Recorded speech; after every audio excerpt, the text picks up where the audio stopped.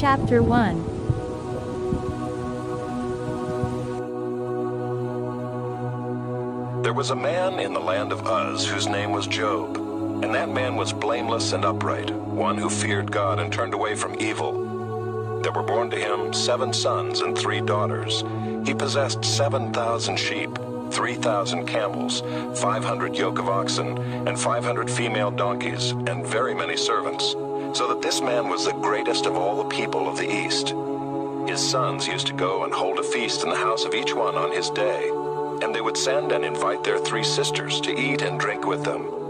And when the days of the feast had run their course, Job would send and consecrate them, and he would rise early in the morning and offer burnt offerings according to the number of them all. For Job said, "It may be that my children have sinned and cursed God in their hearts." Thus Job did continually. Now there was a day when the sons of God came to present themselves before the Lord, and Satan also came among them. The Lord said to Satan, "From where have you come?" Satan answered the Lord and said, "From going to and fro on the earth, and from walking up and down on it." And the Lord said to Satan, "Have you considered my servant Job, that there is none like him on the earth, a blameless and upright man, who fears God and turns away from evil?" Then Satan answered the Lord and said, "Does Job fear God for no reason? Have you not put a hedge around him and his house and all that he has on every side? You have blessed the work of his hands, and his possessions have increased in the land. But stretch out your hand and touch all that he has, and he will curse you to your face." And the Lord said to Satan, "Behold, all that he has is in your hand. Only against him do not stretch out your hand." So Satan went out from the presence of the Lord. Now there was a day when his sons and daughters were eating and drinking wine in their oldest brother's house. And there came a messenger to Job and said, "The oxen were plowing and the donkeys feeding beside them, and the Sabaeans fell upon them and took them and struck down the servants with the edge of the sword, and I alone have escaped to tell you." While he was yet speaking, there came another and said, "The fire of God fell from heaven and burned up the sheep and the servants and consumed them, and I alone have escaped to tell you."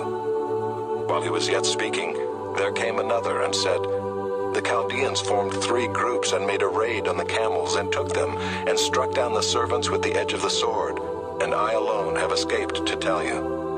While he was yet speaking, there came another and said, "Your sons and daughters were eating and drinking wine in their oldest brother's house, and behold, a great wind came across the wilderness and struck the 4 corners of the house, and it fell upon the young people, and they are dead, and I alone have escaped to tell you." Then Job arose and tore his robe and shaved his head and fell on the ground and worshipped. And he said, "Naked I came from my mother's womb, and naked shall I return. The Lord gave, and the Lord has taken away. Blessed be the name of the Lord." In all this, Job did not sin or charge God with wrong.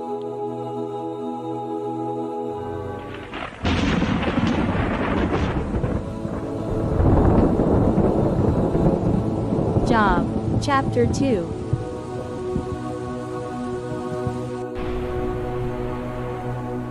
Again there was a day when the sons of God came to present themselves before the Lord, and Satan also came among them to present himself before the Lord. And the Lord said to Satan, "From where have you come?" Satan answered the Lord and said, "From going to and fro on the earth, and from walking up and down on it." And the Lord said to Satan, "Have you considered my servant Job, that there is none like him on the earth, a blameless and upright man, who fears God and turns away from evil? He still holds fast his integrity, although you incited me against him to destroy him without reason." Then Satan answered the Lord and said, "Skin for skin, all that a man has he will give for his life. But stretch out your hand and touch his bone and his flesh, and he will curse you to your face." And the Lord said to Satan, "Behold, he is in your hand. Only spare his life." So Satan went out from the presence of the Lord and struck Job with loathsome sores from the sole of his foot to the crown of his head. And he took a piece of broken pottery with which to scrape himself while he sat in the ashes. Then his wife said to him, "Do you still hold fast your integrity? curse God and die." But he said to her, "You speak as one of the foolish women would speak. Shall we receive good from God, and shall we not receive evil?" In all this, Job did not sin with his lips. Now when Job's 3 friends heard of all this evil that had come upon him, they came each from his own place: Eliphaz the Temanite, Bildad the Shuhite, and Zophar the Naamathite. They made an appointment together to come to show him sympathy and comfort him. And when they saw him from a distance, they did not recognize him, and they raised their voices and wept, and they tore their robes and sprinkled dust on their heads toward heaven. And they sat with him on the ground 7 days and 7 nights, and no one spoke a word to him, for they saw that his suffering was very great.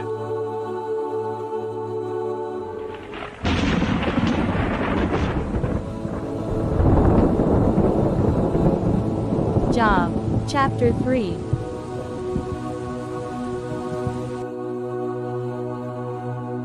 After this, Job opened his mouth and cursed the day of his birth. And Job said, "Let the day perish on which I was born, and the night that said, a man is conceived.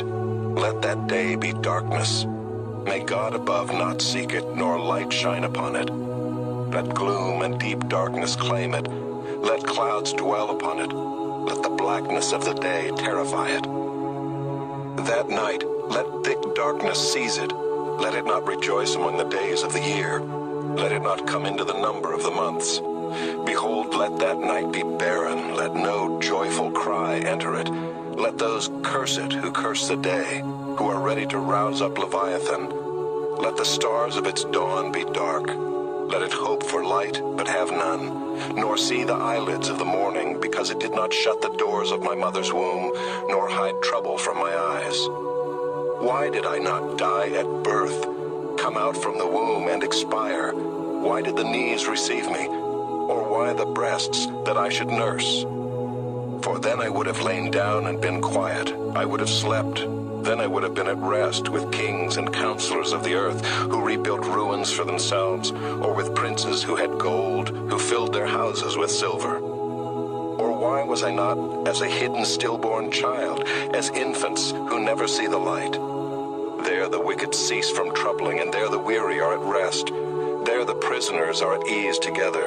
They hear not the voice of the taskmaster. The small and the great are there, and the slave is free from his master.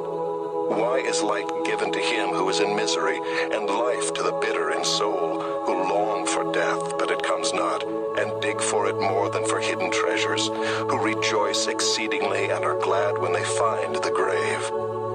Why is light given to a man whose way is hidden, whom God has hedged in? For my sighing comes instead of my bread, and my groanings are poured out like water. For the thing that I fear comes upon me, and what I dread befalls me. I am not at ease, nor am I quiet. I have no rest, but trouble comes.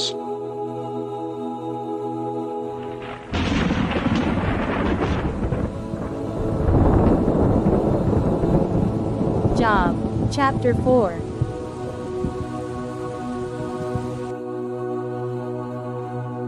Then Eliphaz the Temanite answered and said, "If one ventures a word with you, will you be impatient?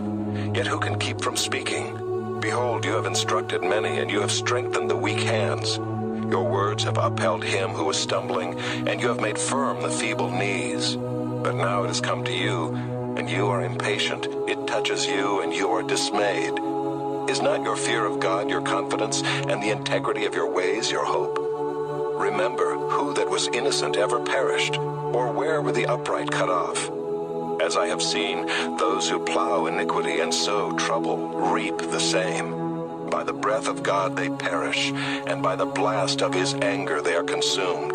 The roar of the lion, the voice of the fierce lion, the teeth of the young lions are broken. The strong lion perishes for lack of prey, and the cubs of the lioness are scattered.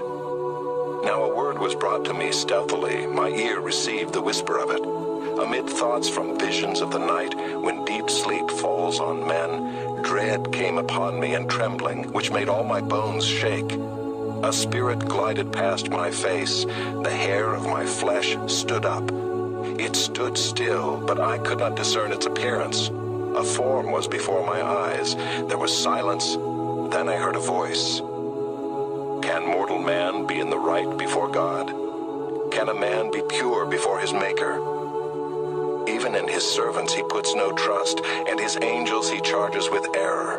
How much more those who dwell in houses of clay, whose foundation is in the dust, who are crushed like the moth. Between morning and evening they are beaten to pieces. They perish forever without anyone regarding it. Is not their tent cord plucked up within them? Do they not die, and that without wisdom?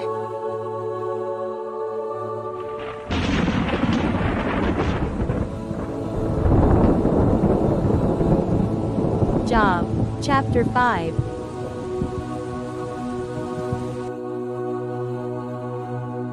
Call now. Is there anyone who will answer you? To which of the holy ones will you turn? Surely vexation kills the fool, and jealousy slays the simple. I have seen the fool taking root, but suddenly I cursed his dwelling. His children are far from safety.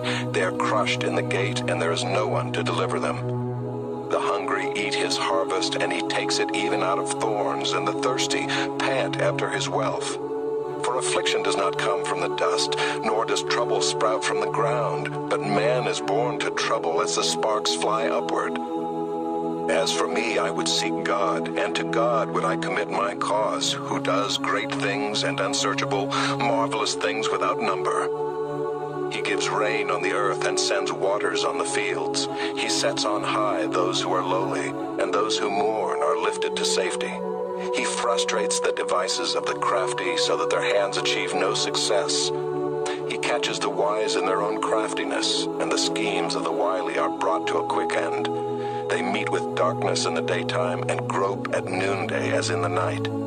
But he saves the needy from the sword of their mouth and from the hand of the mighty. So the poor have hope, and injustice shuts her mouth.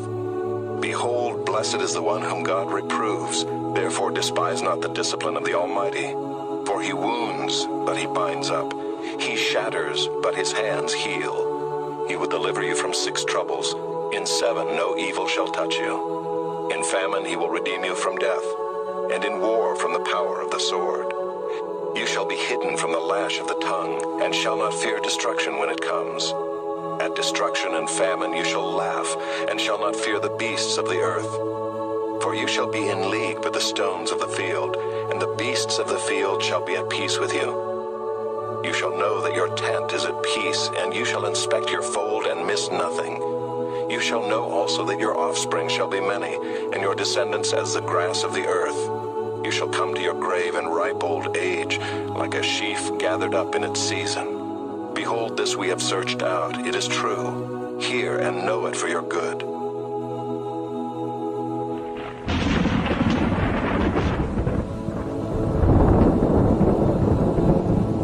Job, chapter 6.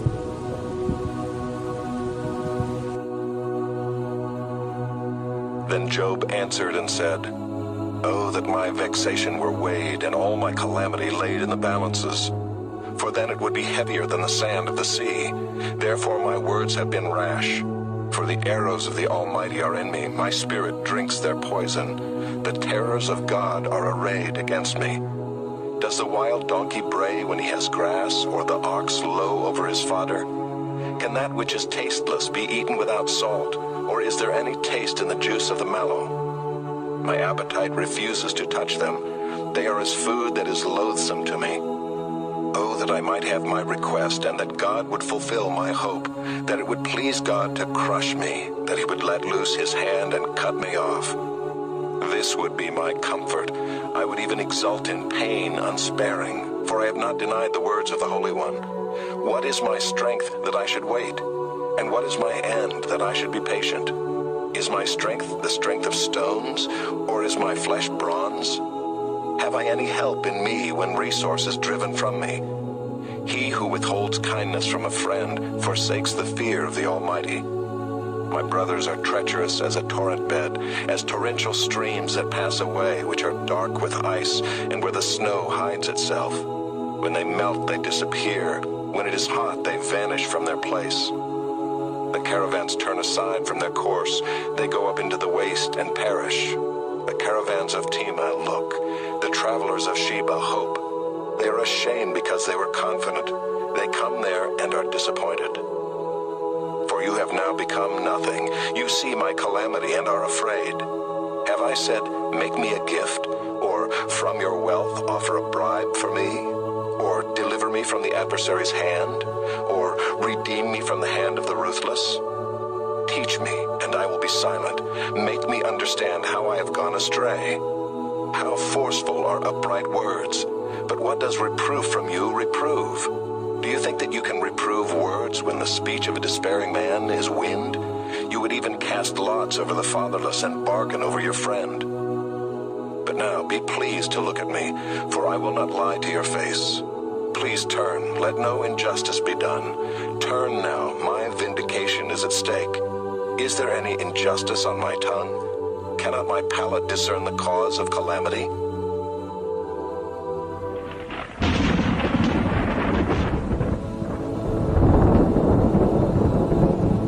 Job, chapter 7.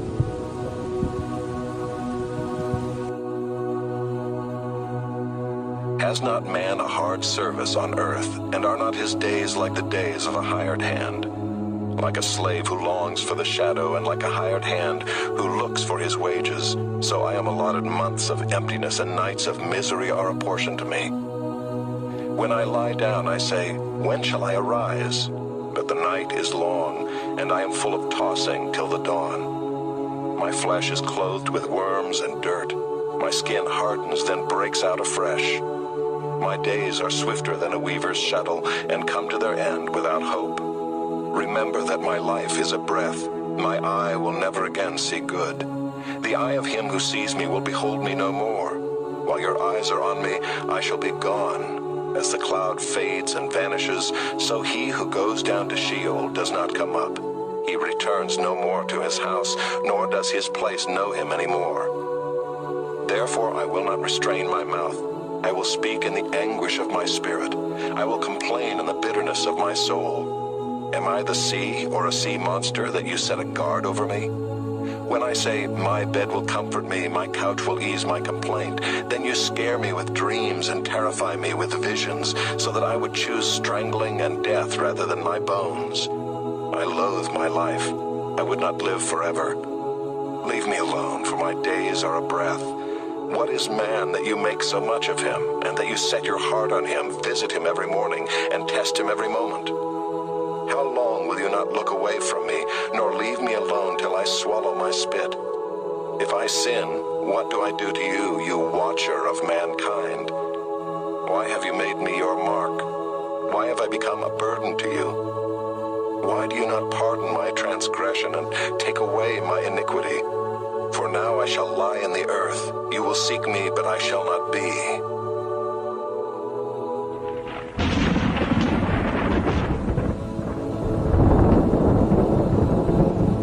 Job, chapter 8.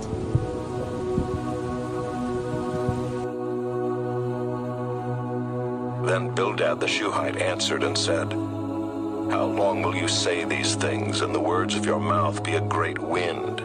Does God pervert justice, or does the Almighty pervert the right?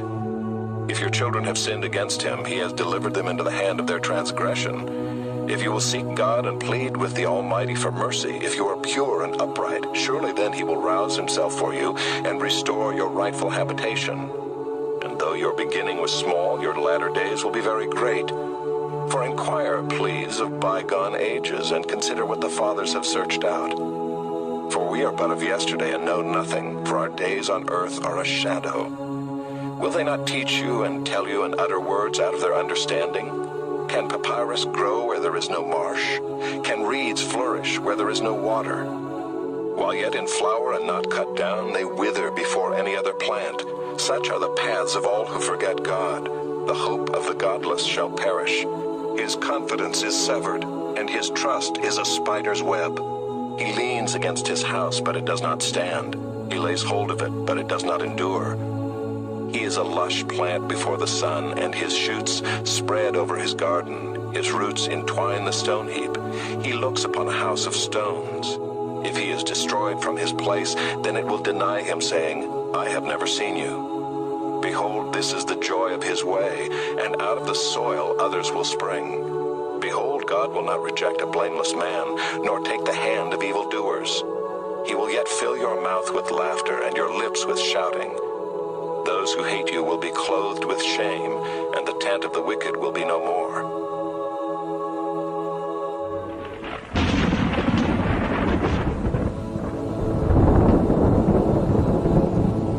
Job, chapter 9.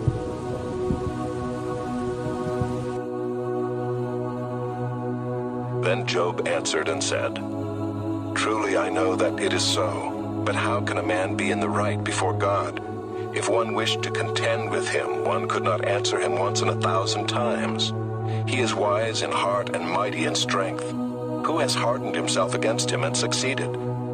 He who removes mountains and they know it not, when he overturns them in his anger, who shakes the earth out of its place and its pillars tremble, who commands the sun and it does not rise, who seals up the stars, who alone stretched out the heavens and trampled the waves of the sea, who made the Bear and Orion, the Pleiades and the chambers of the south, who does great things beyond searching out and marvelous things beyond number. Behold, he passes by me and I see him not. He moves on, but I do not perceive him. Behold, he snatches away. Who can turn him back? Who will say to him, What are you doing? God will not turn back his anger. Beneath him bowed the helpers of Rahab. How then can I answer him, choosing my words with him? Though I am in the right, I cannot answer him. I must appeal for mercy to my accuser. If I summoned him and he answered me, I would not believe that he was listening to my voice. For he crushes me with a tempest and multiplies my wounds without cause. He will not let me get my breath, but fills me with bitterness. If it is a contest of strength, behold, he is mighty. If it is a matter of justice, who can summon him? Though I am in the right, my own mouth would condemn me. Though I am blameless, he would prove me perverse. I am blameless, I regard not myself, I loathe my life. It is all one, therefore I say, he destroys both the blameless and the wicked. When disaster brings sudden death, he mocks at the calamity of the innocent. The earth is given into the hand of the wicked. He covers the faces of its judges. If it is not he, who then is it? My days are swifter than a runner. They flee away, they see no good. They go by like skiffs of reed, like an eagle swooping on the prey. If I say, I will forget my complaint, I will put off my sad face and be of good cheer, I become afraid of all my suffering, for I know that you will not hold me innocent. I shall be condemned. Why then do I labor in vain? If I wash myself with snow and cleanse my hands with lye, yet you will plunge me into a pit, and my own clothes will abhor me. For he is not a man as I am, that I might answer him, that we should come to trial together. There is no arbiter between us, who might lay his hand on us both. Let him take his rod away from me, and let not dread of him terrify me. Then I would speak without fear of him, for I am not so in myself.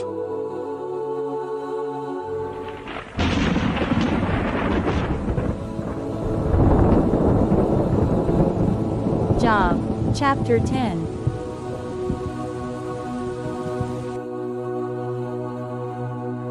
I loathe my life. I will give free utterance to my complaint.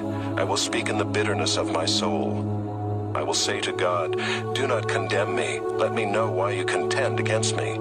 Does it seem good to you to oppress, to despise the work of your hands and favor the designs of the wicked? Have you eyes of flesh? Do you see as man sees? Are your days as the days of man? Or your years as a man's years, that you seek out my iniquity and search for my sin, although you know that I am not guilty, and there is none to deliver out of your hand? Your hands fashioned and made me, and now you have destroyed me altogether. Remember that you have made me like clay, and will you return me to the dust? Did you not pour me out like milk and curdle me like cheese? You clothed me with skin and flesh, and knit me together with bones and sinews. You have granted me life and steadfast love, and your care has preserved my spirit. Yet these things you hid in your heart. I know that this was your purpose. If I sin, you watch me and do not acquit me of my iniquity. If I am guilty, woe to me. If I am in the right, I cannot lift up my head, for I am filled with disgrace and look on my affliction. And were my head lifted up, you would hunt me like a lion and again work wonders against me. You renew your witnesses against me and increase your vexation toward me. You bring fresh troops against me. Why did you bring me out from the womb? Would that I had died before any eye had seen me, and were as though I had not been carried from the womb to the grave. Are not my days few? Then cease, and leave me alone, that I may find a little cheer before I go, and I shall not return to the land of darkness and deep shadow, a land of gloom like thick darkness, like deep shadow without any order, where light is as thick darkness.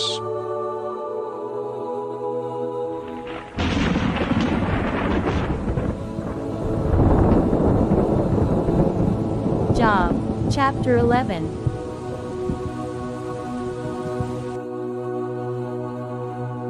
Then Zophar the Naamathite answered and said, Should a multitude of words go unanswered, and a man full of talk be judged right? Should your babble silence men, and when you mock shall no one shame you? For you say, My doctrine is pure, and I am clean in God's eyes. But oh, that God would speak and open his lips to you, and that he would tell you the secrets of wisdom. For he is manifold in understanding. Know then that God exacts of you less than your guilt deserves. Can you find out the deep things of God? Can you find out the limit of the Almighty? It is higher than heaven. What can you do? Deeper than Sheol. What can you know? Its measure is longer than the earth and broader than the sea. If he passes through and imprisons and summons the court, who can turn him back? For he knows worthless men. When he sees iniquity, will he not consider it? But a stupid man will get understanding when a wild donkey's colt is born a man. If you prepare your heart, you will stretch out your hands toward him. If iniquity is in your hand, put it far away, and let not injustice dwell in your tents. Surely then you will lift up your face without blemish. You will be secure and will not fear. You will forget your misery. You will remember it as waters that have passed away. And your life will be brighter than the noonday. Its darkness will be like the morning. And you will feel secure because there is hope. You will look around and take your rest in security. You will lie down and none will make you afraid. Many will court your favor. But the eyes of the wicked will fail. All way of escape will be lost to them, and their hope is to breathe their last.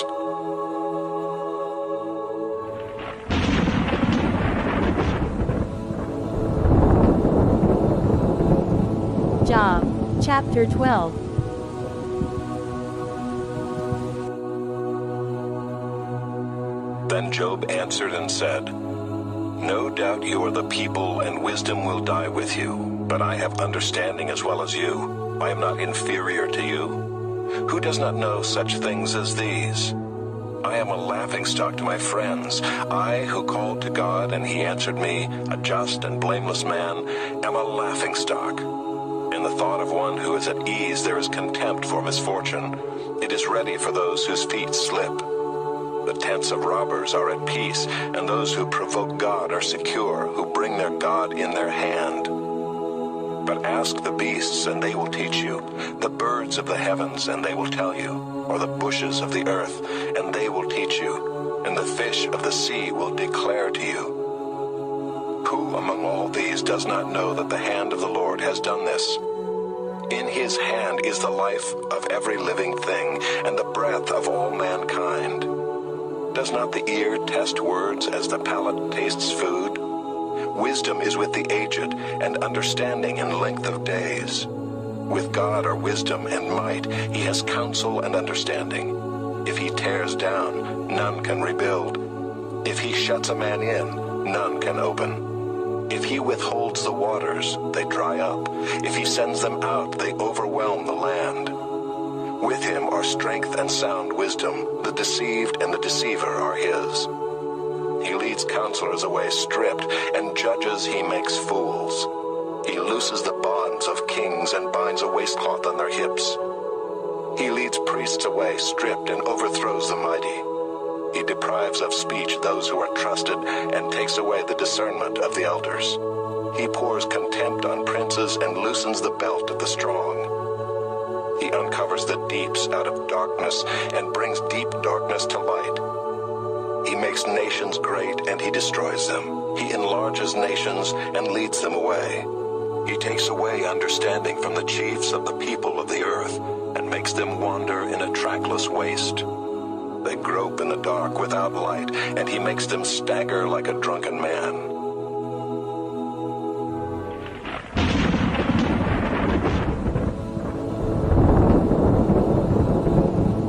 Job, chapter 13.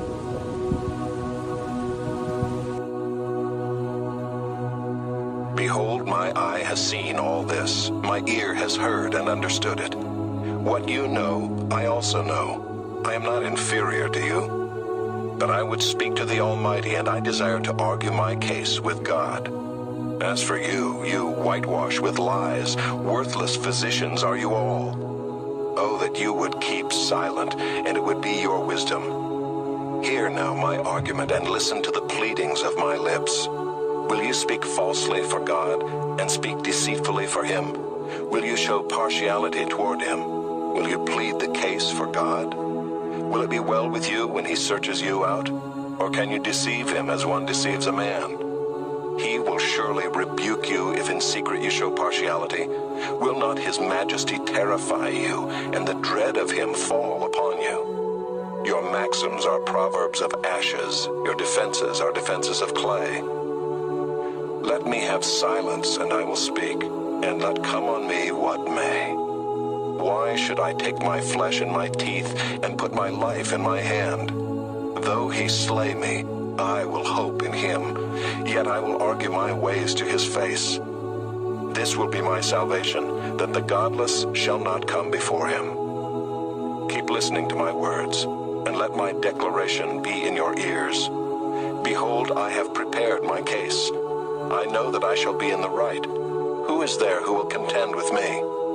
For then I would be silent and die. Only grant me two things, then I will not hide myself from your face. Withdraw your hand far from me, and let not dread of you terrify me. Then call, and I will answer, or let me speak, and you reply to me. How many are my iniquities and my sins? Make me know my transgression and my sin. Why do you hide your face and count me as your enemy? Will you frighten a driven leaf and pursue dry chaff? For you write bitter things against me and make me inherit the iniquities of my youth. You put my feet in the stocks and watch all my paths. You set a limit for the soles of my feet. Man wastes away like a rotten thing, like a garment that is moth-eaten.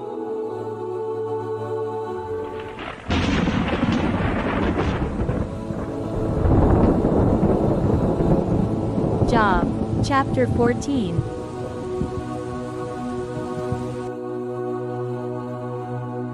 Man who is born of a woman is few of days and full of trouble. He comes out like a flower and withers. He flees like a shadow and continues not. And do you open your eyes on such a one and bring me into judgment with you? Who can bring a clean thing out of an unclean? There is not one. Since his days are determined, and the number of his months is with you, and you have appointed his limits that he cannot pass, look away from him and leave him alone, that he may enjoy like a hired hand his day. For there is hope for a tree, if it be cut down, that it will sprout again, and that its shoots will not cease. Though its root grow old in the earth, and its stump die in the soil, yet at the scent of water it will bud and put out branches like a young plant. But a man dies and is laid low. Man breathes his last, and where is he? As waters fail from a lake and a river wastes away and dries up, so a man lies down and rises not again. Till the heavens are no more, he will not awake, or be roused out of his sleep. Oh, that you would hide me in Sheol, that you would conceal me until your wrath be past, that you would appoint me a set time and remember me. If a man dies, shall he live again? All the days of my service I would wait till my renewal should come. You would call and I would answer you. You would long for the work of your hands. For For then you would number my steps. You would not keep watch over my sin. My transgression would be sealed up in a bag, and you would cover over my iniquity. But the mountain falls and crumbles away, and the rock is removed from its place. The waters wear away the stones. The torrents wash away the soil of the earth. So you destroy the hope of man. You prevail forever against him, and he passes. You change his countenance and send him away. His sons come to honor, and he does not know it. They are brought low, and he perceives it not. He feels only the pain of his own body, and he mourns only for himself.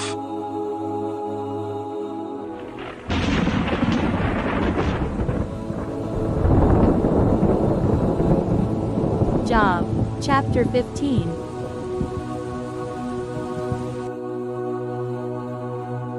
Then Eliphaz the Temanite answered and said, Should a wise man answer with windy knowledge, and fill his belly with the east wind? Should he argue in unprofitable talk, or in words with which he can do no good? But you are doing away with the fear of God, and hindering meditation before God. For your iniquity teaches your mouth, and you choose the tongue of the crafty. Your own mouth condemns you, and not I. Your own lips testify against you. Are you the first man who was born? Or were you brought forth before the hills? Have you listened in the counsel of God? And do you limit wisdom to yourself?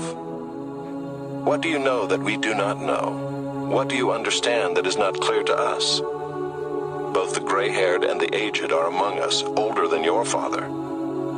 Are the comforts of God too small for you, or the word that deals gently with you? Why does your heart carry you away, and why do your eyes flash that you turn your spirit against God and bring such words out of your mouth? What is man that he can be pure, or he who is born of a woman that he can be righteous? Behold, God puts no trust in his holy ones, and the heavens are not pure in his sight. How much less one who is abominable and corrupt, a man who drinks injustice like water? I will show you, hear me, and what I have seen I will declare, what wise men have told, without hiding it from their fathers, to whom alone the land was given, and no stranger passed among them. The wicked man writhes in pain all his days, through all the years that are laid up for the ruthless. Dreadful sounds are in his ears. In prosperity the destroyer will come upon him. He does not believe that he will return out of darkness, and he is marked for the sword. He wanders abroad for bread, saying, Where is it? He knows that a day of darkness is ready at his hand. Distress and anguish terrify him. They prevail against him like a king ready for battle. Because he has stretched out his hand against God and defies the Almighty, running stubbornly against him with a thickly bossed shield, because he has covered his face with his fat and gathered fat upon his waist, and has lived in desolate cities, in houses that none should inhabit, which are ready to become heaps of ruins. He will not be rich, and his wealth will not endure, nor will his possessions spread over the earth. He will not depart from darkness. The flame will dry up his shoots, and by the breath of his mouth he will depart. Let him not trust in emptiness, deceiving himself, for emptiness will be his payment. It will be paid in full before his time, and his branch will not be green. He will shake off his unripe grape like the vine, and cast off his blossom like the olive tree. For the company of the godless is barren, and fire consumes the tents of bribery. They conceive trouble and give birth to evil, and their womb prepares deceit.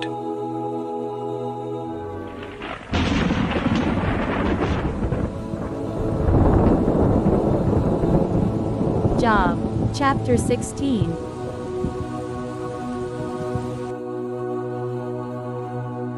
Then Job answered and said, I have heard many such things. Miserable comforters are you all. Shall windy words have an end? Or what provokes you that you answer?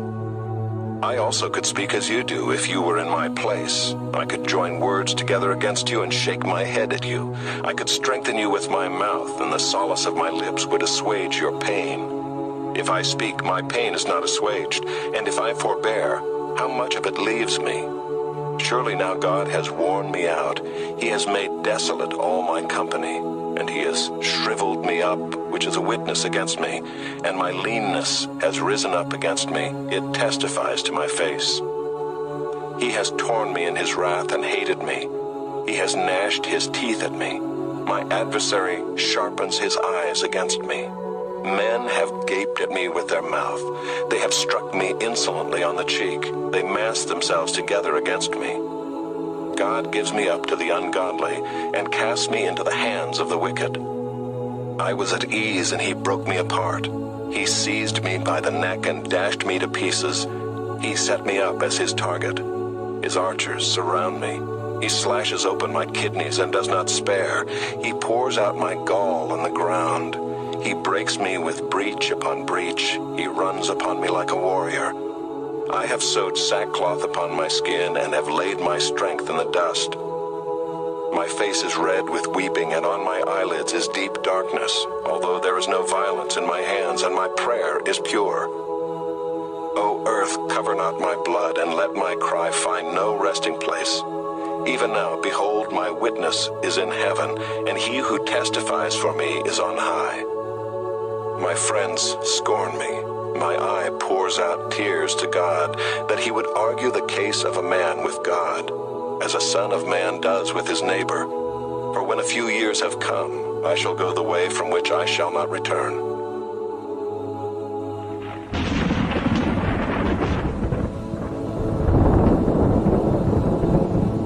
Job, chapter 17.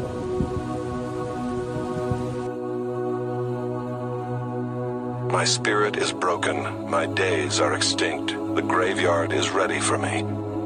Surely there are mockers about me, and my eye dwells on their provocation. Lay down a pledge for me with you. Who is there who will put up security for me? Since you have closed their hearts to understanding, therefore you will not let them triumph.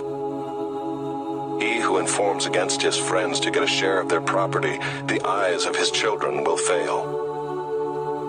He has made me a byword of the peoples, and I am one before whom men spit. My eye has grown dim from vexation, and all my members are like a shadow. The upright are appalled at this, and the innocent stirs himself up against the godless. Yet the righteous holds to his way, and he who has clean hands grows stronger and stronger. But you, come on again, all of you, and I shall not find a wise man among you. My days are past, my plans are broken off, the desires of my heart. They make night into day. The light, they say, is near to the darkness. If I hope for Sheol as my house, if I make my bed in darkness, if I say to the pit, you are my father, and to the worm, my mother or my sister, where then is my hope? Who will see my hope? Will it go down to the bars of Sheol? Shall we descend together into the dust?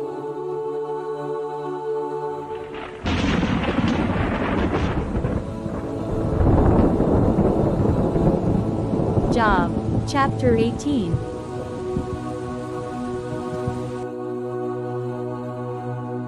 Then Bildad the Shuhite answered and said, How long will you hunt for words? Consider, and then we will speak. Why are we counted as cattle? Why are we stupid in your sight? You who tear yourself in your anger, shall the earth be forsaken for you, or the rock be removed out of its place? Indeed, the light of the wicked is put out, and the flame of his fire does not shine. The light is dark in his tent, and his lamp above him is put out. His strong steps are shortened, and his own schemes throw him down. For he is cast into a net by his own feet, and he walks on its mesh. A trap seizes him by the heel, a snare lays hold of him. A rope is hidden for him in the ground, a trap for him in the path. Terrors frighten him on every side and chase him at his heels. His strength is famished, and calamity is ready for his stumbling.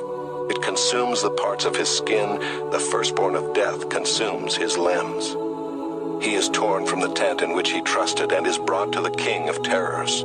In his tent dwells that which is none of his. Sulfur is scattered over his habitation. His roots dry up beneath, and his branches wither above.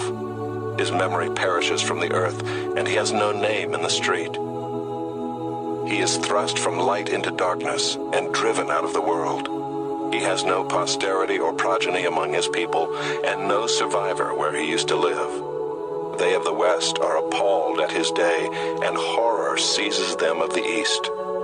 Surely such are the dwellings of the unrighteous, such is the place of him who knows not God.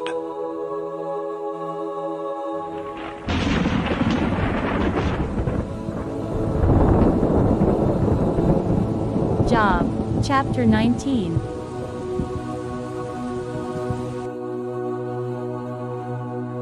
Then Job answered and said, How long will you torment me and break me in pieces with words? These 10 times you have cast reproach upon me. Are you not ashamed to wrong me? And even if it be true that I have erred, my error remains with myself. If indeed you magnify yourselves against me and make my disgrace an argument against me, know then that God has put me in the wrong and closed his net about me. Behold, I cry out, violence, but I am not answered. I call for help, but there is no justice. He has walled up my way so that I cannot pass, and he has set darkness upon my paths. He has stripped from me my glory and taken the crown from my head.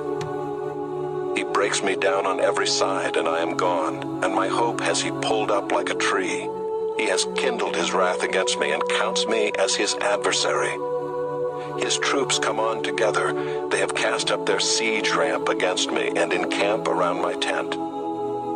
He has put my brothers far from me, and those who knew me are wholly estranged from me. My relatives have failed me. My close friends have forgotten me. The guests in my house and my maidservants count me as a stranger. I have become a foreigner in their eyes. I call to my servant, but he gives me no answer. I must plead with him with my mouth for mercy. My breath is strange to my wife, and I am a stench to the children of my own mother. Even young children despise me. When I arise, they talk against me. All my intimate friends abhor me, and those whom I loved have turned against me. My bones stick to my skin and to my flesh, and I have escaped by the skin of my teeth. Have mercy on me, have mercy on me, O you my friends, for the hand of God has touched me. Why do you, like God, pursue me? Why are you not satisfied with my flesh? Oh, that my words were written. Oh, that they were inscribed in a book. Oh, that with an iron pen and lead they were engraved in the rock forever. For I know that my Redeemer lives, and at the last he will stand upon the earth. And after my skin has been thus destroyed, yet in my flesh I shall see God, whom I shall see for myself, and my eyes shall behold, and not another. My heart faints within me. If you say, how we will pursue him, and the root of the matter is found in him, be afraid of the sword, for wrath brings the punishment of the sword, that you may know there is a judgment.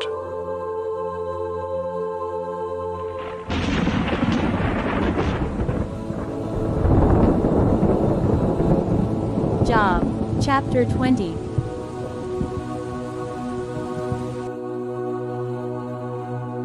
Then Zophar the Naamathite answered and said, Therefore my thoughts answer me because of my haste within me.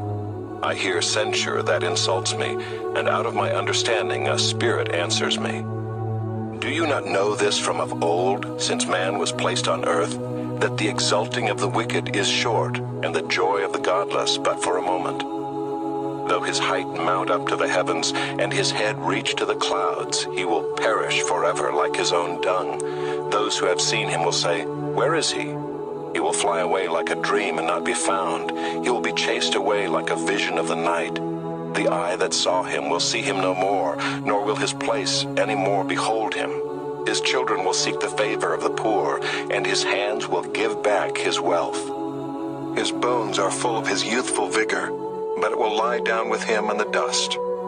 Though evil is sweet in his mouth, though he hides it under his tongue, though he is loath to let it go and holds it in his mouth, yet his food is turned in his stomach. It is the venom of cobras within him. He swallows down riches and vomits them up again. God casts them out of his belly.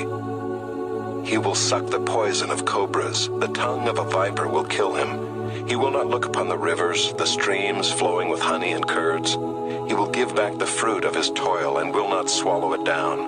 From the profit of his trading he will get no enjoyment. For he has crushed and abandoned the poor. He has seized a house that he did not build. Because he knew no contentment in his belly, he will not let anything in which he delights escape him. There was nothing left after he had eaten. Therefore his prosperity will not endure. In the fullness of his sufficiency, he will be in distress. The hand of everyone in misery will come against him. To fill his belly to the full, God will send his burning anger against him and rain it upon him into his body. He will flee from an iron weapon. A bronze arrow will strike him through. It is drawn forth and comes out of his body. The glittering point comes out of his gallbladder. Terrors come upon him. Utter darkness is laid up for his treasures. A fire not fanned will devour him. What is left in his tent will be consumed. The heavens will reveal his iniquity, and the earth will rise up against him. The possessions of his house will be carried away, dragged off in the day of God's wrath. This is the wicked man's portion from God, the heritage decreed for him by God.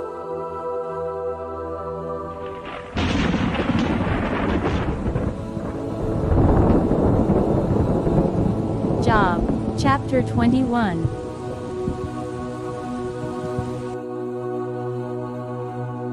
Then Job answered and said, "Keep listening to my words, and let this be your comfort. Bear with me, and I will speak. And after I have spoken, mock on. As for me, is my complaint against man? Why should I not be impatient? Look at me and be appalled, and lay your hand over your mouth. When I remember, I am dismayed, and shuddering seizes my flesh. Why do the wicked live, reach old age, and grow mighty in power? Their offspring are established in their presence, and their descendants before their eyes. Their houses are safe from fear, and no rod of God is upon them. Their bull breeds without fail, their cow calves and does not miscarry. They send out their little boys like a flock, and their children dance. They sing to the tambourine and the lyre, and rejoice to the sound of the pipe. They spend their days in prosperity, and in peace they go down to Sheol. They say to God, "Depart from us. We do not desire the knowledge of your ways. What is the Almighty that we should serve him? And what profit do we get if we pray to him? Behold, is not their prosperity in their hand? The counsel of the wicked is far from me. How often is it that the lamp of the wicked is put out, that their calamity comes upon them? That God distributes pains in his anger, that they are like straw before the wind, and like chaff that the storm carries away. You say, God stores up their iniquity for their children. Let him pay it out to them, that they may know it. Let their own eyes see their destruction, and let them drink of the wrath of the Almighty. For what do they care for their houses after them, when the number of their months is cut off? Will any teach God knowledge, seeing that he judges those who are on high? One dies in his full vigor, being wholly at ease and secure, his pails full of milk, and the marrow of his bones moist. Another dies in bitterness of soul, never having tasted of prosperity. They lie down alike in the dust, and the worms cover them. Behold, I know your thoughts and your schemes to wrong me. For you say, where is the house of the prince? Where is the tent in which the wicked lived? Have you not asked those who travel the roads, and do you not accept their testimony, that the evil man is spared in the day of calamity, that he is rescued in the day of wrath? Who declares his way to his face, and who repays him for what he has done? When he is carried to the grave, watch is kept over his tomb. The clods of the valley are sweet to him.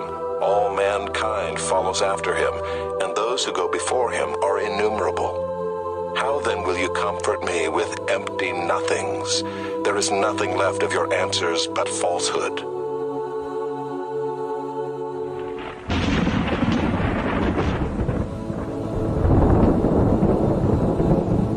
Job, chapter 22.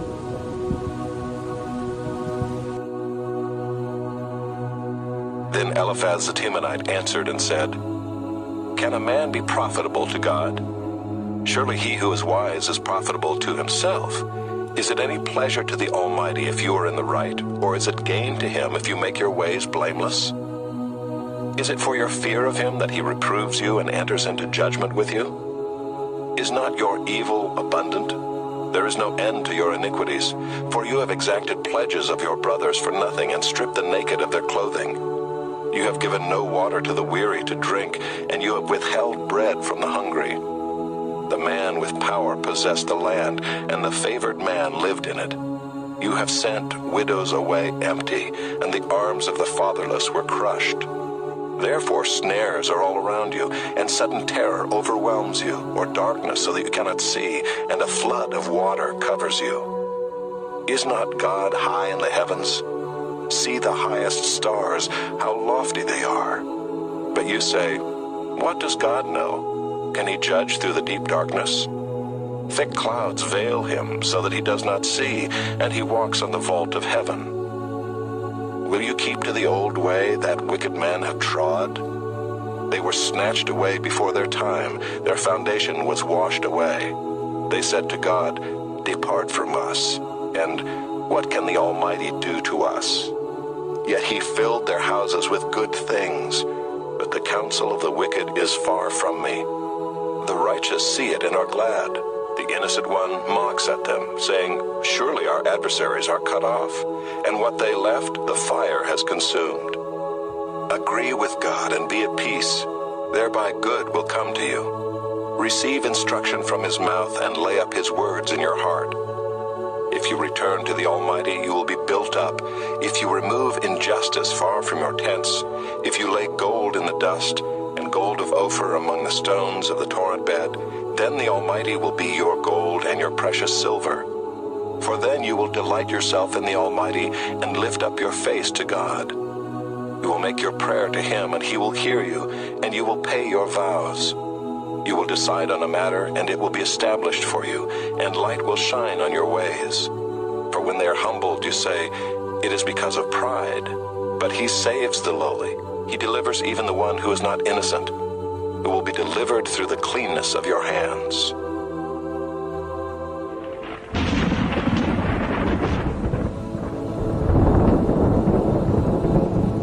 Job, chapter 23.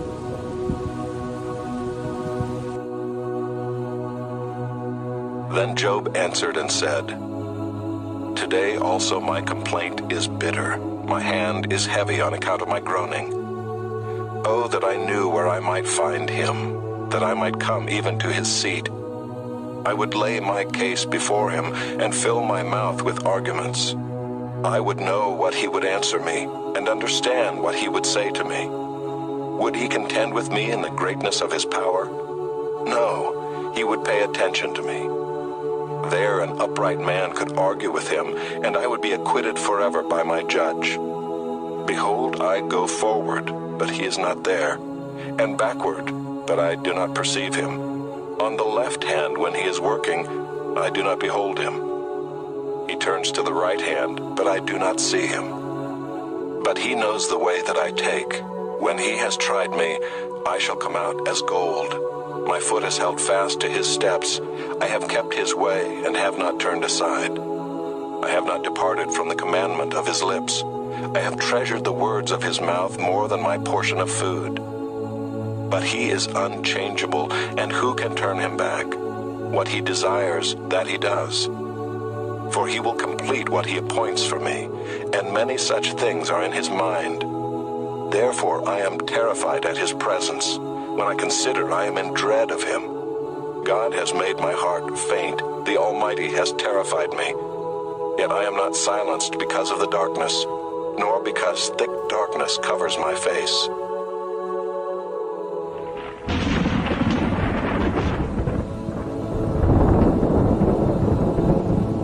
Job, chapter 24.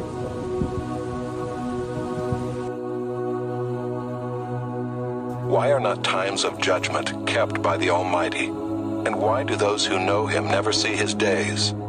Some move landmarks, they seize flocks and pasture them. They drive away the donkey of the fatherless. They take the widow's ox for a pledge. They thrust the poor off the road. The poor of the earth all hide themselves. Behold, like wild donkeys in the desert, the poor go out to their toil, seeking game. The wasteland yields food for their children. They gather their fodder in the field, and they glean the vineyard of the wicked man. They lie all night naked, without clothing, and have no covering in the cold. They are wet with the rain of the mountains and cling to the rock for lack of shelter. There are those who snatch the fatherless child from the breast, and they take a pledge against the poor. They go about naked, without clothing. Hungry, they carry the sheaves. Among the olive rows of the wicked they make oil. They tread the wine presses, but suffer thirst. From out of the city the dying groan, and the soul of the wounded cries for help. Yet God charges no one with wrong. There are those who rebel against the light, who are not acquainted with its ways, and do not stay in its paths. The murderer rises before it is light, that he may kill the poor and needy, and in the night he is like a thief. The eye of the adulterer also waits for the twilight, saying, "No eye will see me," and he veils his face. In the dark they dig through houses. By day they shut themselves up. They do not know the light. For deep darkness is morning to all of them, for they are friends with the terrors of deep darkness. You say, "Swift are they on the face of the waters. Their portion is cursed in the land. No treader turns toward their vineyards." Drought and heat snatch away the snow waters. So does Sheol those who have sinned. The womb forgets them. The worm finds them sweet. They are no longer remembered, so wickedness is broken like a tree. They wrong the barren, childless woman, and do no good to the widow. Yet God prolongs the life of the mighty by his power. They rise up when they despair of life. He gives them security, and they are supported, and his eyes are upon their ways. They are exalted a little while and then are gone. They are brought low and gathered up like all others. They are cut off like the heads of grain. If it is not so, who will prove me a liar and show that there is nothing in what I say?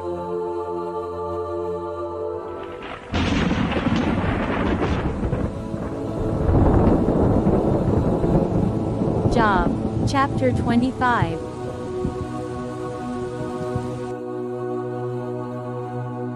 Then Bildad the Shuhite answered and said, "Dominion and fear are with God. He makes peace in his high heaven. Is there any number to his armies? Upon whom does his light not arise? How then can man be in the right before God? How can he who is born of woman be pure? Behold, even the moon is not bright, and the stars are not pure in his eyes. How much less man, who is a maggot, and the son of man, who is a worm?"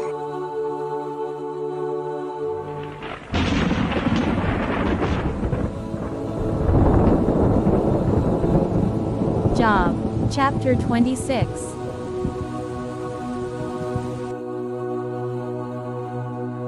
Then Job answered and said, "How you have helped him who has no power, how you have saved the arm that has no strength, how you have counseled him who has no wisdom, and plentifully declared sound knowledge. With whose help have you uttered words, and whose breath has come out from you? The dead tremble under the waters and their inhabitants. Sheol is naked before God, and Abaddon has no covering. He stretches out the north over the void and hangs the earth on nothing. He binds up the waters in his thick clouds, and the cloud is not split open under them. He covers the face of the full moon and spreads over it his cloud. He has inscribed a circle on the face of the waters at the boundary between light and darkness. The pillars of heaven tremble and are astounded at his rebuke. By his power he stilled the sea. By his understanding he shattered Rahab. By his wind the heavens were made fair. His hand pierced the fleeing serpent. Behold, these are but the outskirts of his ways, and how small a whisper do we hear of him. But the thunder of his power, who can understand?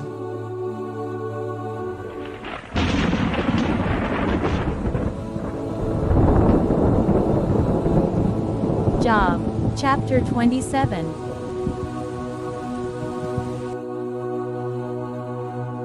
And Job again took up his discourse and said, As God lives, who has taken away my right, and the Almighty, who has made my soul bitter, as long as my breath is in me, and the Spirit of God is in my nostrils, my lips will not speak falsehood, and my tongue will not utter deceit. Far be it from me to say that you are right. Till I die, I will not put away my integrity from me. I hold fast my righteousness and will not let it go. My heart does not reproach me for any of my days. Let my enemy be as the wicked, and let him who rises up against me be as the unrighteous. For what is the hope of the godless when God cuts him off, when God takes away his life? Will God hear his cry when distress comes upon him? Will he take delight in the Almighty? Will he call upon God at all times?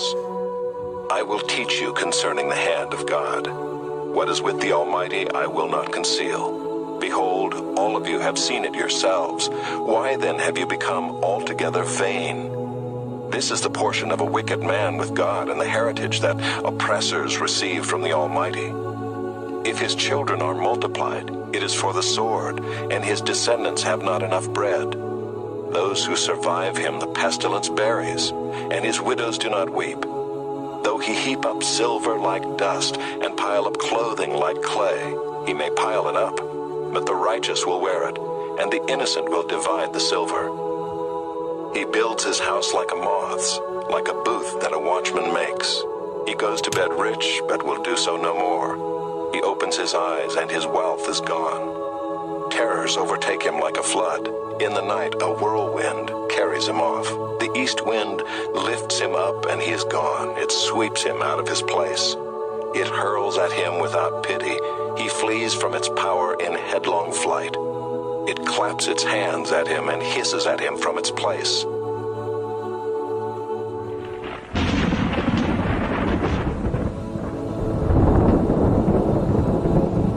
Job, chapter 28.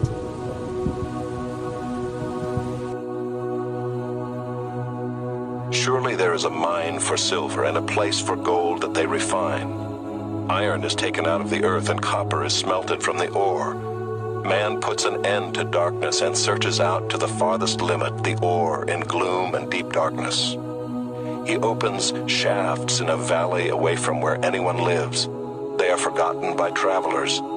They hang in the air, far away from mankind. They swing to and fro. As for the earth, out of it comes bread, but underneath it is turned up as by fire. Its stones are the place of sapphires, and it has dust of gold. That path no bird of prey knows, and the falcon's eye has not seen it. The proud beasts have not trodden it. The lion has not passed over it.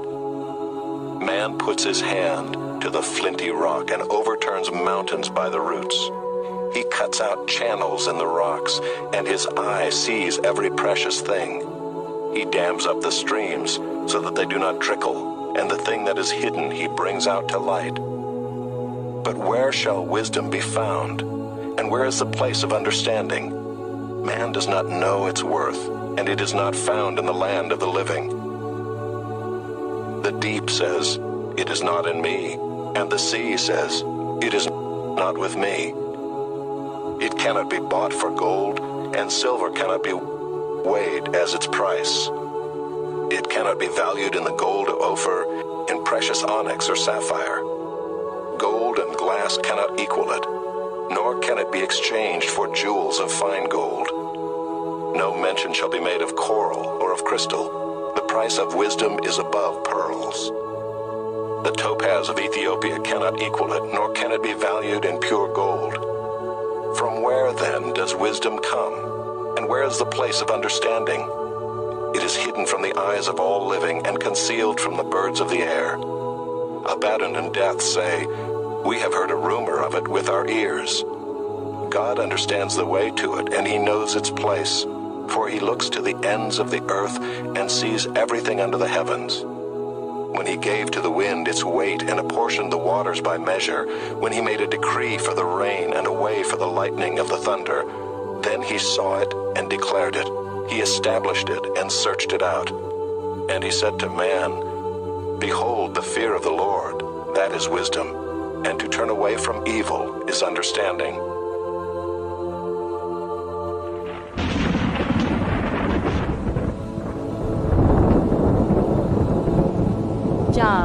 Chapter 29.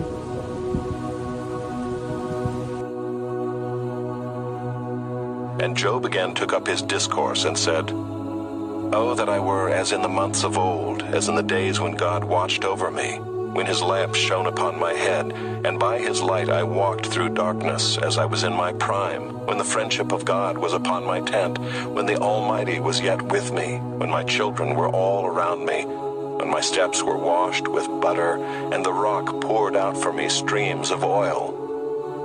When I went out to the gate of the city, when I prepared my seat in the square, the young men saw me and withdrew, and the aged rose and stood. The princes refrained from talking and laid their hand on their mouth. The voice of the nobles was hushed, and their tongue stuck to the roof of their mouth. When the ear heard, it called me blessed, and when the eye saw, it approved, because I delivered the poor who cried for help, and the fatherless who had none to help him. The blessing of him who was about to perish came upon me, and I caused the widow's heart to sing for joy. I put on righteousness, and it clothed me. My justice was like a robe and a turban. I was eyes to the blind and feet to the lame. I was a father to the needy, and I searched out the cause of him whom I did not know. I broke the fangs of the unrighteous, and made him drop his prey from his teeth. Then I thought, I shall die in my nest, and I shall multiply my days as the sand. My roots spread out to the waters, with the dew all night on my branches, my glory fresh with me, and my bow ever new in my hand. Men listened to me and waited and kept silence for my counsel. After I spoke, they did not speak again, and my word dropped upon them. They waited for me as for the rain, and they opened their mouths as for the spring rain. I smiled on them when they had no confidence, and the light of my face they did not cast down. I chose their way and sat as chief, and I lived like a king among his troops, like one who comforts mourners.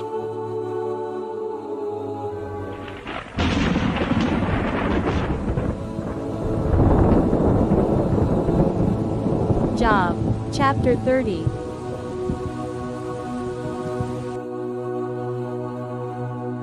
But now they laugh at me, men who are younger than I, whose fathers I would have disdained to set with the dogs of my flock. What could I gain from the strength of their hands, men whose vigor is gone? Through want and hard hunger they gnaw the dry ground by night in waste and desolation. They pick saltwort and the leaves of bushes and the roots of the broom tree for their food. They are driven out from human company. They shout after them as after a thief. In the gullies of the torrents they must dwell, in holes of the earth and of the rocks. Among the bushes they bray, under the nettles they huddle together.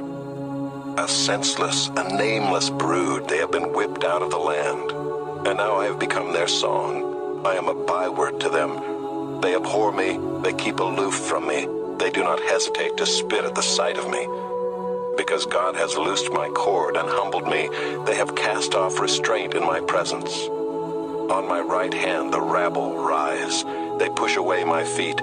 They cast up against me their ways of destruction. They break up my path. They promote my calamity. They need no one to help them. As through a wide breach they come. Amid the crash they roll on. Terrors are turned upon me. My honor is pursued as by the wind, and my prosperity has passed away like a cloud. And now my soul is poured out within me. Days of affliction have taken hold of me. The night racks my bones, and the pain that gnaws me takes no rest. With great force my garment is disfigured. It binds me about like the collar of my tunic. God has cast me into the mire, and I have become like dust and ashes. I cry to you for help, and you do not answer me. I stand, and you only look at me. You have turned cruel to me. With the might of your hand you persecute me. You lift me up on the wind, you make me ride on it, and you toss me about in the roar of the storm. For I know that you will bring me to death, and to the house appointed for all living. Yet does not one in a heap of ruins stretch out his hand, and in his disaster cry for help? Did not I weep for him whose day was hard? Was not my soul grieved for the needy? But when I hoped for good, evil came, and when I waited for light, darkness came. My inward parts are in turmoil and never still. Days of affliction come to meet me. I go about darkened, but not by the sun. I stand up in the assembly and cry for help. I am a brother of jackals and a companion of ostriches. My skin turns black and falls from me, and my bones burn with heat. My lyre is turned to mourning, and my pipe to the voice of those who weep.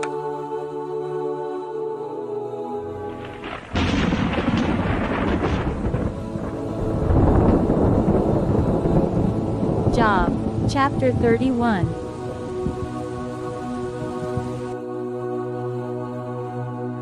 I have made a covenant with my eyes. How then could I gaze at a virgin? What would be my portion from God above and my heritage from the Almighty on high? Is not calamity for the unrighteous and disaster for the workers of iniquity? Does not he see my ways and number all my steps? If I have walked with falsehood, and my foot has hastened to deceit, let me be weighed in a just balance, and let God know my integrity. If my step has turned aside from the way, and my heart has gone after my eyes, and if any spot has stuck to my hands, then let me sow, and another eat, and let what grows for me be rooted out. If my heart has been enticed toward a woman, and I have lain in wait at my neighbor's door, then let my wife grind for another, and let others bow down on her. For that would be a heinous crime. That would be an iniquity to be punished by the judges. For that would be a fire that consumes as far as Abaddon, and it would burn to the root all my increase. If I have rejected the cause of my manservant or my maidservant when they brought a complaint against me, what then shall I do when God rises up? When he makes inquiry, what shall I answer him? Did not he who made me in the womb make him? And did not one fashion us in the womb? If I have withheld anything that the poor desired, or have caused the eyes of the widow to fail, or have eaten my morsel alone, and the fatherless has not eaten of it, for from my youth the fatherless grew up with me as with a father, and from my mother's womb I guided the widow. If I have seen anyone perish for lack of clothing, or the needy without covering, if his body has not blessed me, and if he was not warmed with the fleece of my sheep, if I have raised my hand against the fatherless, because I saw my help in the gate, then let my shoulder blade fall from my shoulder, and let my arm be broken from its socket. For I was in terror of calamity from God, and I could not have faced his majesty.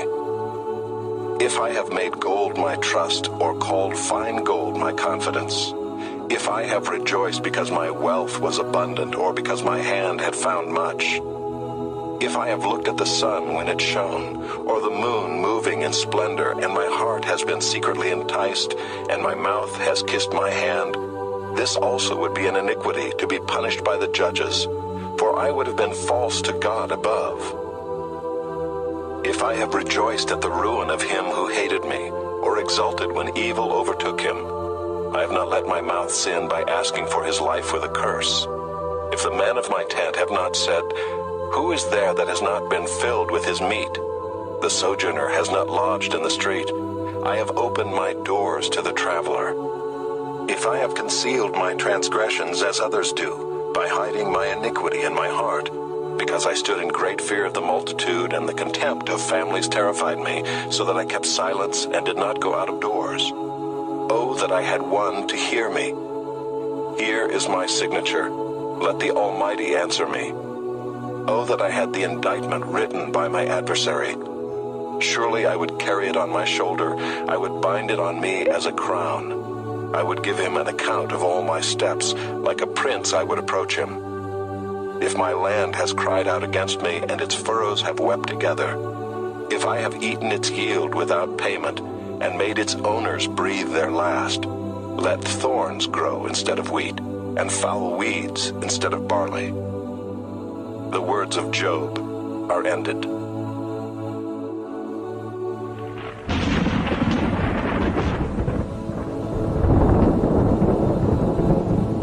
Job, chapter 32.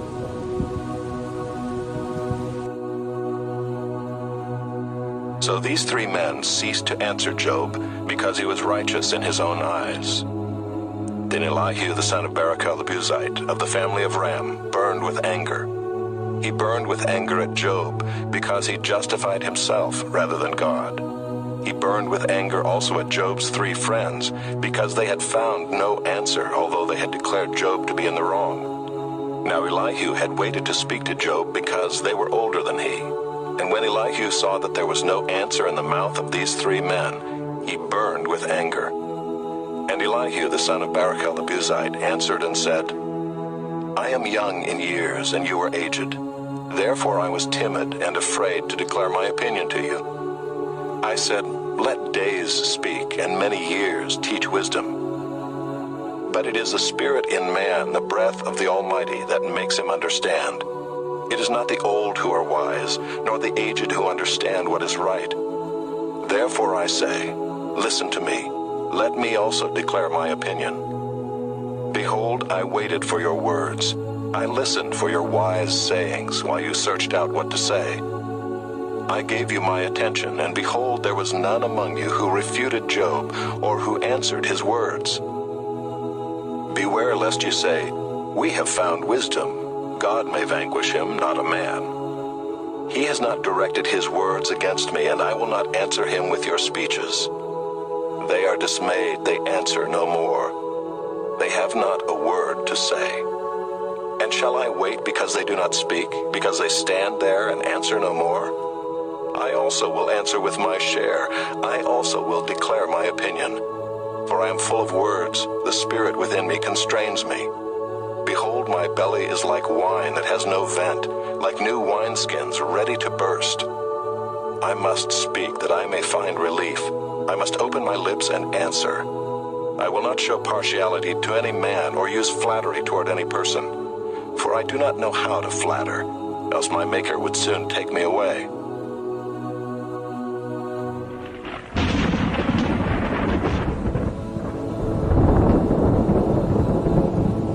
Job, chapter 33.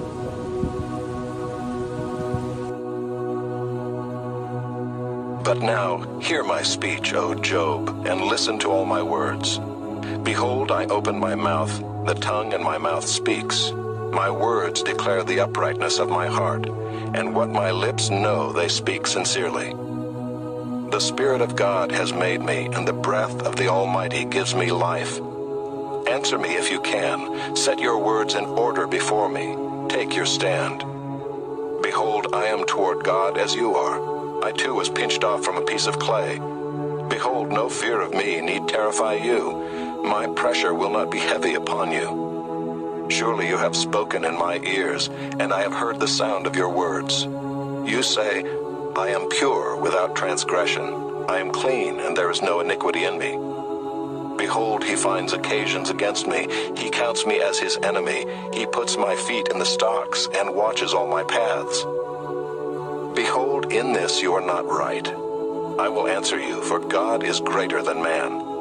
Why do you contend against him, saying, he will answer none of man's words? For God speaks in one way, and in two, though man does not perceive it.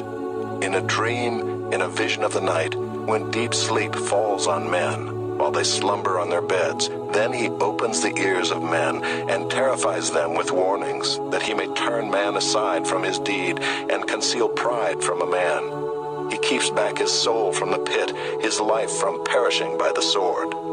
Man is also rebuked with pain on his bed and with continual strife in his bones, so that his life loathes bread and his appetite the choicest food. His flesh is so wasted away that it cannot be seen, and his bones that were not seen stick out. His soul draws near the pit, and his life to those who bring death. If there be for him an angel, a mediator, one of 1,000, to declare to man what is right for him, and he is merciful to him and says, deliver him from going down into the pit, I have found a ransom. Let his flesh become fresh with youth. Let him return to the days of his youthful vigor. Then man prays to God, and he accepts him. He sees his face with a shout of joy, and he restores to man his righteousness. He sings before man and says, I sinned and perverted what was right, and it was not repaid to me. He has redeemed my soul from going down into the pit, and my life shall look upon the light. Behold, God does all these things twice, 3 times with a man, to bring back his soul from the pit, that he may be lighted with the light of life. Pay attention, O Job. Listen to me. Be silent, and I will speak. If you have any words, answer me.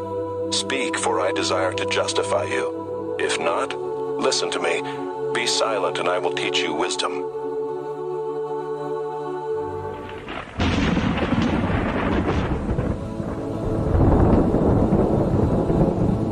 Job, chapter 34.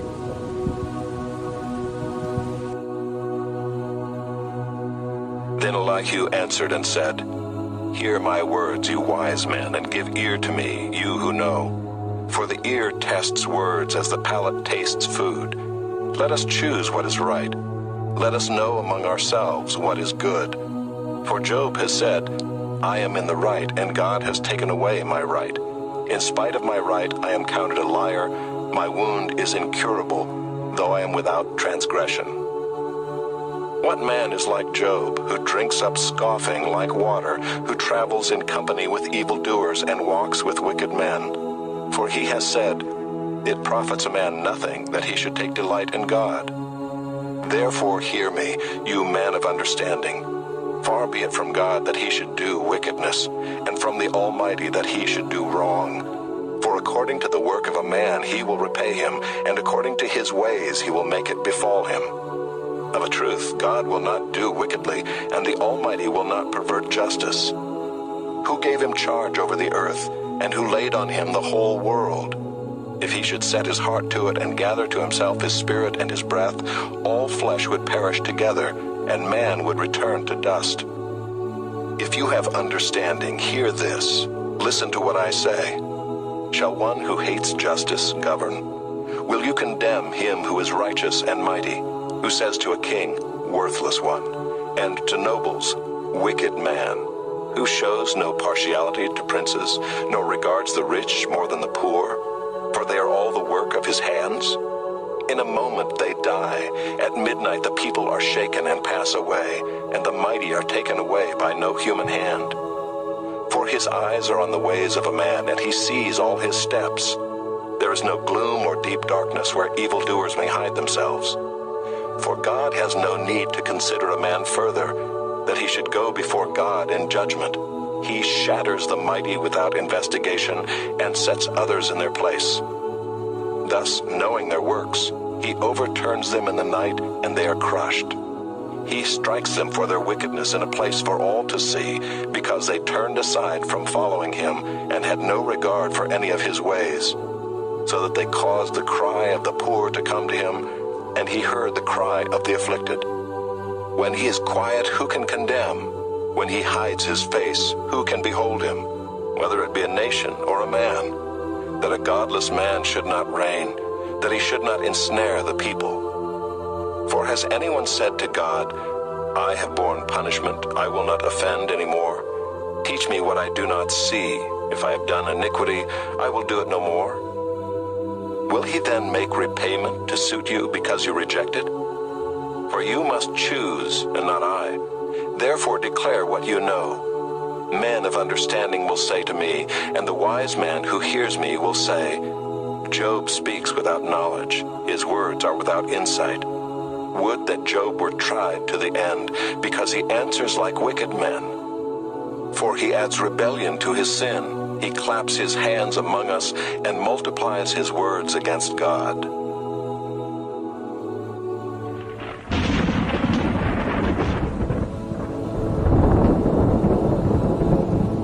Job, chapter 35.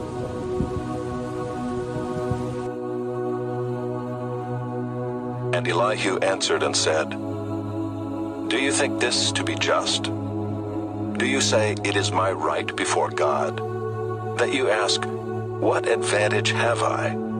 How am I better off than if I had sinned? I will answer you and your friends with you.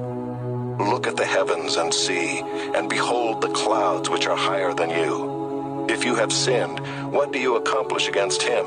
And if your transgressions are multiplied, what do you do to him? If you are righteous, what do you give to him? Or what does he receive from your hand? Your wickedness concerns a man like yourself, and your righteousness a son of man. Because of the multitude of oppressions, people cry out. They call for help because of the arm of the mighty.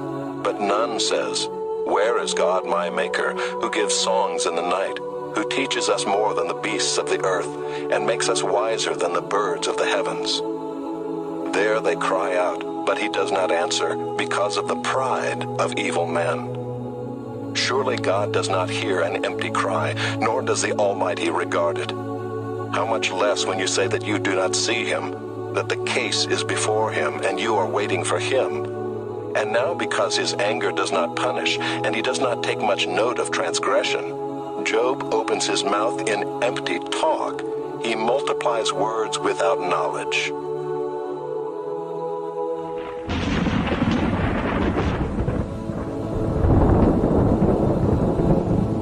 Job, chapter 36.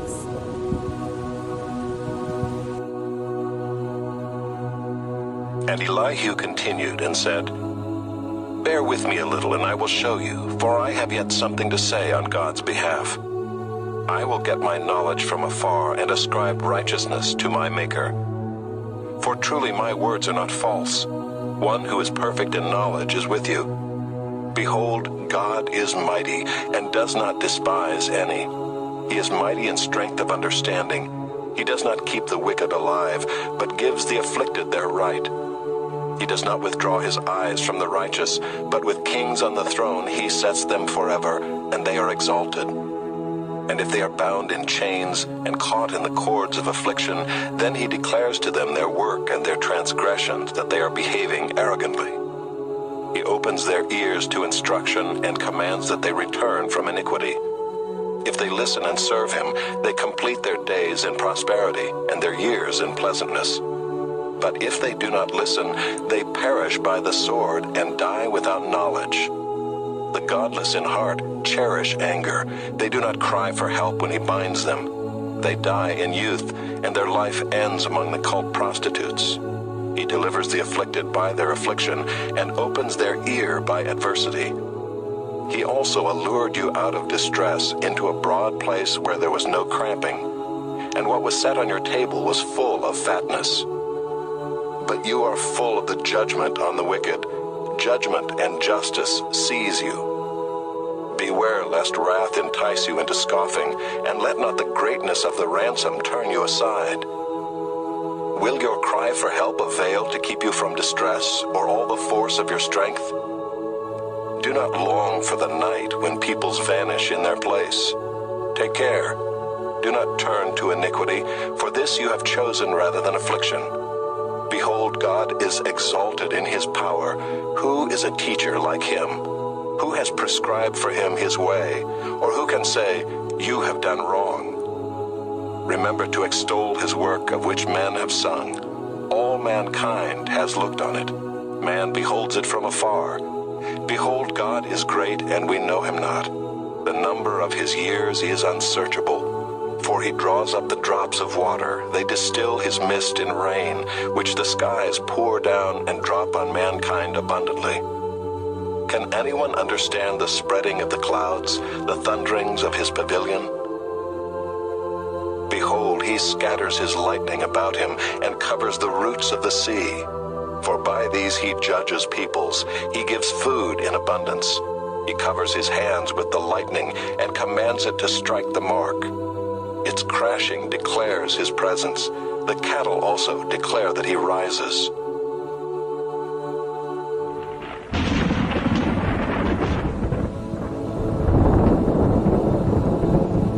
Job, chapter 37.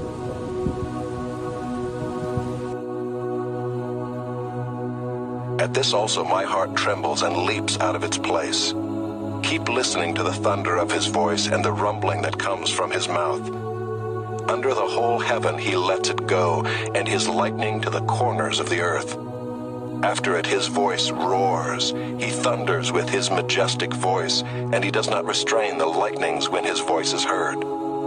God thunders wondrously with his voice. He does great things that we cannot comprehend. For to the snow, he says, fall on the earth, likewise to the downpour, his mighty downpour. He seals up the hand of every man, that all men whom he made may know it. Then the beasts go into their lairs and remain in their dens. From its chamber comes the whirlwind, and cold from the scattering winds. By the breath of God ice is given, and the broad waters are frozen fast. He loads the thick cloud with moisture. The clouds scatter his lightning. They turn around and around by his guidance to accomplish all that he commands them on the face of the habitable world. Whether for correction or for his land or for love, he causes it to happen. Hear this, O Job. Stop and consider the wondrous works of God. Do you know how God lays his command upon them and causes the lightning of his cloud to shine? Do you know the balancings of the clouds, the wondrous works of him who is perfect in knowledge, you whose garments are hot when the earth is still because of the south wind? Can you, like him, spread out the skies, hard as a cast metal mirror? Teach us what we shall say to him. We cannot draw up our case because of darkness. Shall it be told him that I would speak? Did a man ever wish that he would be swallowed up? And now no one looks on the light when it is bright in the skies, when the wind has passed and cleared them. Out of the north comes golden splendor. God is clothed with awesome majesty. The Almighty, we cannot find him. He is great in power. Justice and abundant righteousness he will not violate. Therefore men fear him. He does not regard any who are wise in their own conceit.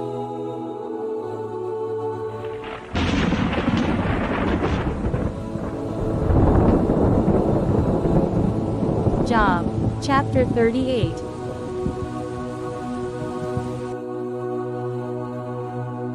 Then the Lord answered Job out of the whirlwind and said, Who is this that darkens counsel by words without knowledge? Dress for action like a man. I will question you, and you make it known to me. Where were you when I laid the foundation of the earth? Tell me if you have understanding. Who determined its measurements? Surely you know. Or who stretched the line upon it? On what were its bases sunk, or who laid its cornerstone, when the morning stars sang together and all the sons of God shouted for joy? Or who shut in the sea with doors when it burst out from the womb, when I made clouds its garment and thick darkness its swaddling band, and prescribed limits for it, and set bars and doors, and said, Thus far shall you come and no farther, and here shall your proud waves be stayed? Have you commanded the morning since your days began, and caused the dawn to know its place, that it might take hold of the skirts of the earth, and the wicked be shaken out of it? It is changed like clay under the seal, and its features stand out like a garment.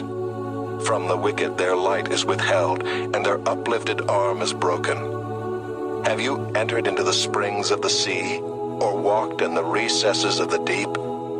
Have the gates of death been revealed to you? Or have you seen the gates of deep darkness? Have you comprehended the expanse of the earth? Declare if you know all this. Where is the way to the dwelling of light? And where is the place of darkness, that you may take it to its territory, and that you may discern the paths to its home? You know, for you were born then, and the number of your days is great. Have you entered the storehouses of the snow? Or have you seen the storehouses of the hail, which I have reserved for the time of trouble, for the day of battle and war? What is the way to the place where the light is distributed, or where the east wind is scattered upon the earth? Who has cleft a channel for the torrents of rain, and a way for the thunderbolt, to bring rain on a land where no man is, on the desert in which there is no man, to satisfy the waste and desolate land, and to make the ground sprout with grass? Has the rain a father, or who has begotten the drops of dew? From whose womb did the ice come forth, and who has given birth to the frost of heaven? The waters become hard like stone, and the face of the deep is frozen. Can you bind the chains of the Pleiades, or loose the cords of Orion? Can you lead forth the Mazzaroth in their season, or can you guide the bear with its children? Do you know the ordinances of the heavens? Can you establish their rule on the earth? Can you lift up your voice to the clouds that a flood of waters may cover you? Can you send forth lightnings that they may go and say to you, "Here we are"? Who has put wisdom in the inward parts or given understanding to the mind? Who can number the clouds by wisdom, or who can tilt the waterskins of the heavens when the dust runs into a mass and the clods stick fast together? Can you hunt the prey for the lion, or satisfy the appetite of the young lions when they crouch in their dens, or lie in wait in their thicket? Who provides for the raven its prey when its young ones cry to God for help and wander about for lack of food?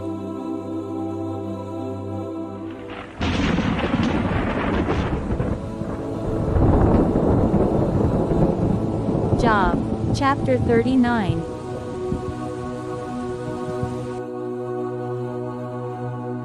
Do you know when the mountain goats give birth? Do you observe the calving of the does? Can you number the months that they fulfill? And do you know the time when they give birth, when they crouch, bring forth their offspring, and are delivered of their young? Their young ones become strong, they grow up in the open. They go out and do not return to them. Who has let the wild donkey go free? Who has loosed the bonds of the swift donkey, to whom I have given the arid plain for his home, and the salt land for his dwelling place? He scorns the tumult of the city. He hears not the shouts of the driver. He ranges the mountains as his pasture, and he searches after every green thing. Is the wild ox willing to serve you? Will he spend the night at your manger? Can you bind him in the furrow with ropes, or will he harrow the valleys after you? Will you depend on him because his strength is great, and will you leave to him your labor? Do you have faith in him that he will return your grain and gather it to your threshing floor? The wings of the ostrich wave proudly, but are they the pinions and plumage of love? For she leaves her eggs to the earth and lets them be warmed on the ground, forgetting that a foot may crush them and that the wild beast may trample them. She deals cruelly with her young as if they were not hers. Though her labor be in vain, yet she has no fear, because God has made her forget wisdom and given her no share in understanding. When she rouses herself to flee, she laughs at the horse and his rider. Do you give the horse his might? Do you clothe his neck with a mane? Do you make him leap like the locust? His majestic snorting is terrifying. He paws in the valley and exalts in his strength. He goes out to meet the weapons. He laughs at fear and is not dismayed. He does not turn back from the sword. Upon him rattle the quiver, the flashing spear, and the javelin. With fierceness and rage he swallows the ground. He cannot stand still at the sound of the trumpet. When the trumpet sounds, he says, "Aha!" He smells the battle from afar, the thunder of the captains and the shouting. Is it by your understanding that the hawk soars and spreads his wings toward the south? Is it at your command that the eagle mounts up and makes his nest on high? On the rock he dwells and makes his home, on the rocky crag and stronghold. From there he spies out the prey, his eyes behold it from far away. His young ones suck up blood, and where the slain are, there is he.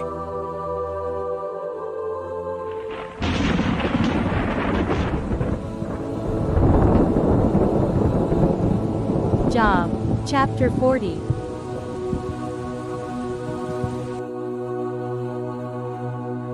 And the Lord said to Job, "Shall a fault finder contend with the Almighty? He who argues with God, let him answer it."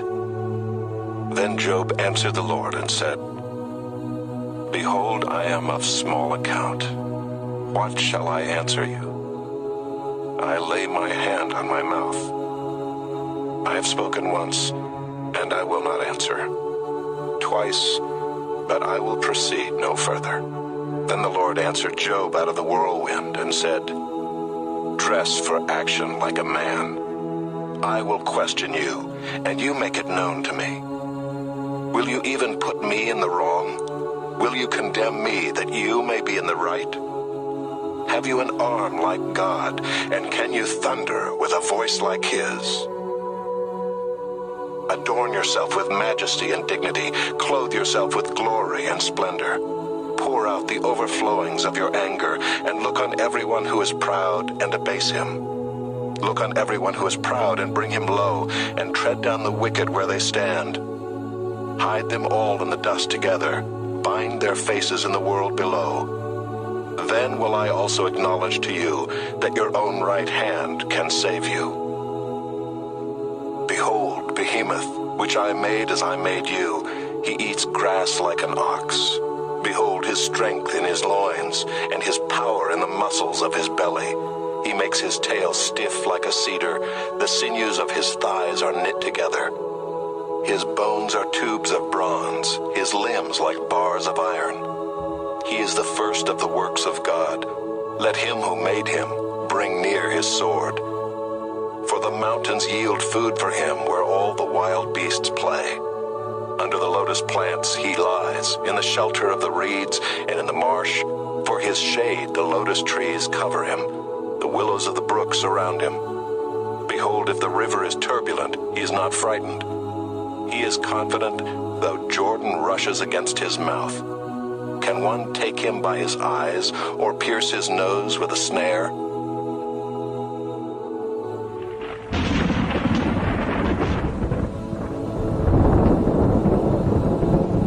Job, chapter 41.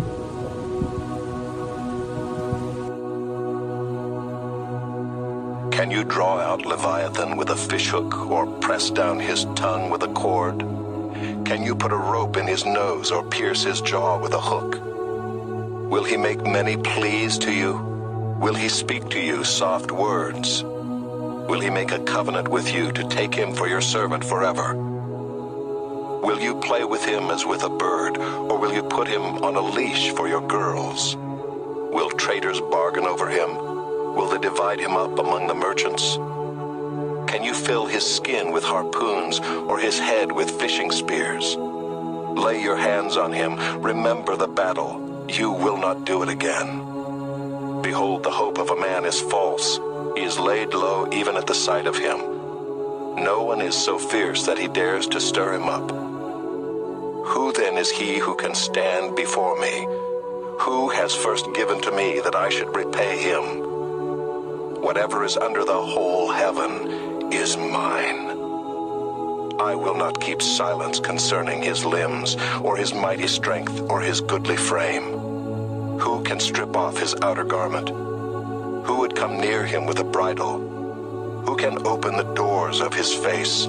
Around his teeth is terror. His back is made of rows of shields, shut up closely as with a seal. One is so near to another that no air can come between them. They are joined one to another. They clasp each other and cannot be separated. His sneezings flash forth light, and his eyes are like the eyelids of the dawn. Out of his mouth go flaming torches. Sparks of fire leap forth. Out of his nostrils comes forth smoke, as from a boiling pot and burning rushes. His breath kindles coals, and a flame comes forth from his mouth. In his neck abides strength, and terror dances before him. The folds of his flesh stick together, firmly cast on him and immovable. His heart is hard as a stone, hard as the lower millstone. When he raises himself up, the mighty are afraid. At the crashing they are beside themselves. Though the sword reaches him, it does not avail, nor the spear, the dart, or the javelin. He counts iron as straw, and bronze as rotten wood. The arrow cannot make him flee. For him sling stones are turned to stubble. Clubs are counted as stubble. He laughs at the rattle of javelins. His underparts are like sharp potsherds. He spreads himself like a threshing sledge on the mire. He makes the deep boil like a pot. He makes the sea like a pot of ointment. Behind him he leaves a shining wake. One would think the deep to be white-haired. On earth there is not his like, a creature without fear. He sees everything that is high. He is king over all the sons of pride.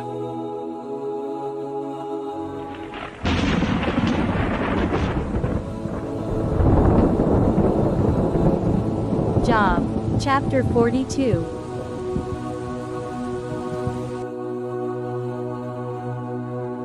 Job answered the Lord and said, I know that you can do all things, and that no purpose of yours can be thwarted. Who is this that hides counsel without knowledge? Therefore I have uttered what I did not understand, things too wonderful for me, which I did not know. Hear, and I will speak. I will question you, and you make it known to me. I had heard of you by the hearing of the ear, but now my eye sees you.